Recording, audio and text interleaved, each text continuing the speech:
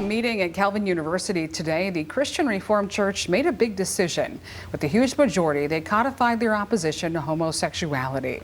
But that choice left questions for members of Calvin's staff and its student body. The questions our Doug Reardon tries to answer tonight. He joins us live in the newsroom with more. Doug. Yeah, good evening to you both. And a faculty member told me today, guys, that teachers and students are leaving over this decision. Calvin is the academic institution of the CRC, the only one they have. So some members of the staff who are LGBTQ affirming feel like this decision puts them in direct conflict with what the school wants them to teach. I would say that it's a flashpoint in all religious groups. Tuesday's decision by the Christian Reformed Church to denounce homosexuality was a loaded one for people like Alicia Marr. Marr is a Calvin sociology professor and the school's gender and sexuality studies director. I'm devastated that I feel like I have to make a choice now. The decision, 131 to 45 in favor of codifying homosexuality, premarital sex, and pornography as sins.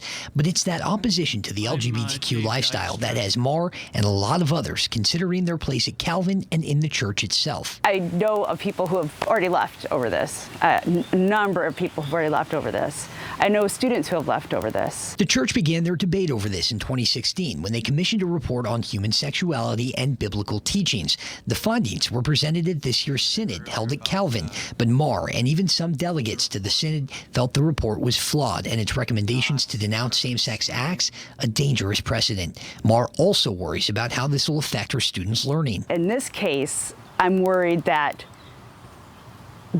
we're not going to be preparing our students to be able to compete in the world because we're withholding information from them that is accurate science. In a statement to Fox 17, Calvin said in part, quote, "Today, Synod voted to strengthen its position on human sexuality by acknowledging that this position is taught in its confessional statements of faith.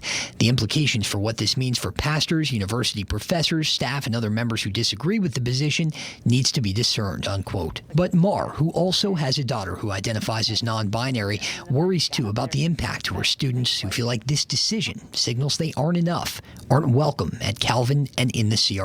The number of students who were considering suicide, I can't continue to be a part of that. And so I'm just going to go back this summer and this fall and just advocate for the ability to continue to care for students because regardless of whatever happens, we have to put their interests first. And guys, one more note, when Calvin faculty are hired, they have to sign a piece of paper basically saying that they'll follow the guidance of the church in the classroom. Marr said she did sign that 13 years ago, but it didn't include as specific of the references as was decided on today. It's unclear if the school will make faculty re-sign that agreement. Of course, we'll keep you updated on it. In the newsroom, Doug Reardon, Fox 17 News.